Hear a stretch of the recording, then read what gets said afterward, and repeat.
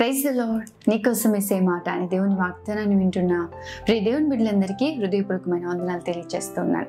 దేవుడు మిమ్మల్ని మీ కుటుంబాన్ని దీవించును గాక. ఈ రోజంతా దేవుని సన్నిధి, దేవుని కృప మీకు తోడుగా ఉంటుంది గాక. దేవుడు మిమ్మల్ని మీ కుటుంబాన్ని వర్తిల్లి చేసి ఈ ఉపవాస ప్రార్థనలో అద్భుతమైన కార్యాలు దేవుడు మీ జీవితంలో జరిగించును గాక. ఈ రోజు దేవుడు మనకు అనుగ్రహిస్తున్న వాగ్దానము 81వ కీర్తన 10వ వచనం.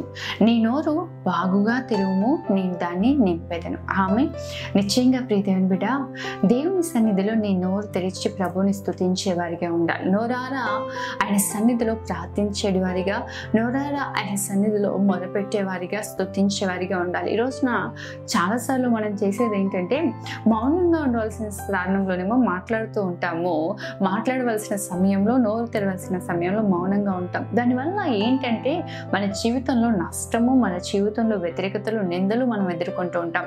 ఈరోజు ప్రియ దేవుని బిడ్డ, దేవుడు నేను మౌనంగా ఉండమన్నాడా? మౌనంగా ఉండు. కానీ దేవుడు తన సన్నిధిలో నువ్వు నోరు తెరిచి ఆయన స్తుతించే వారిగా ఉండాలి.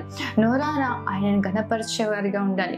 నోరు తెరిచి ఆయన సన్నిధిలో ప్రార్థించి వెలుగెత్తి మొరపెట్టేవారిగా ఉండాలి. ఎందుకంటే కీర్తనకారుడు అంటా ఉంటాడు, నేను ఎలుగెత్తి మొరపెట్టినప్పుడు యెహోవా తన పరిశుద్ధ ఆలయంలోంచి నాకు ఉత్తరం ఇచ్చాడు. నిజమే, దేవుని సన్నిధిలో నోరు తెరిచి ప్రార్థించండి. దేవుని సన్నిధిలో నోరు తెరిచి ప్రభువుని స్తుతించండి, ప్రభువుని ఘనపరచండి.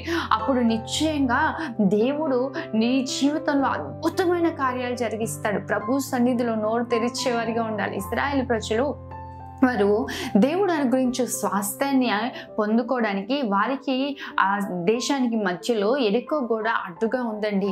అయితే దేవుడు చెప్తా ఉంటాడు, 6 దినాలు దాని చుట్టూ ఒక్కొక్క మారు మౌనంగా తిరగాలి. ఏ శబ్దం కానీ ఏది చేయకుండా మౌనంగా 6 రోజులు కూడా ఇజ్రాయేలు ప్రజలు ఆ ఎరికో గోడల చుట్టూ కూడా తిరిగారు. 7వ రోజు 7 మార్లు తిరిగిన తర్వాత బూరధ్వని వినిపించినప్పుడు వారు గట్టిగా కేకలు వేశారంట.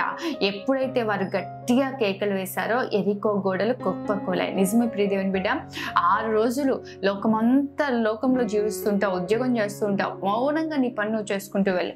7వ రోజు దేవుని సన్నిధిలో నోరు తెరిచి నోరారా ఆయనను స్తుతించు. నిశ్చయంగా ప్రభువు నీ ఎదుట ఎటువంటి ఎరుకో గోడలు ఉన్న కుప్ప కూల్చి దేవుడు తన శక్తిని కుమ్మరించి బలమైన కార్యాలను జీవితంలో జరిగిస్తాడు. ఆమెన్. ప్రార్థన చేసుకుందాం. మహోన్నతుడైన తండ్రి, సర్వశక్తిమంతుడైన దేవా, సర్వాధికారి, నీకే వందనాలు, స్తోత్రాలు ప్రభువా. ఈ ఉదయం మీరు మాకు ఇచ్చిన వాగ్దానాన్ని బట్టి వందనాలు. ఎంతమంది బిడ్డలు ఈ వాగ్దానాన్ని వింటున్నారో వాళ్ళందరి జీవితాల్లో బలమైన కార్యాలు జరిగించండి, అత్యధికమైన దీవెన కలగచ్చండి, అత్యధికమైన ఆశీర్వాదం కలగచ్చండి. మేలు, క్షేమము, కృప వెంబడి కృప బిడ్డలకు అనుగ్రహించమని ప్రార్థిస్తున్నాం తండ్రి. వారి కుటుంబాలు దీవింపబడుతురు కాక. నిశ్చయంగా వారు నీ సన్నిధిలో నోరు తెరిచి ప్రార్థిస్తున్న బలమైన కార్యాలు జరిగించమని యేసు నామములో అడుగుతూ ఉన్నాను తండ్రి. ఆమెన్.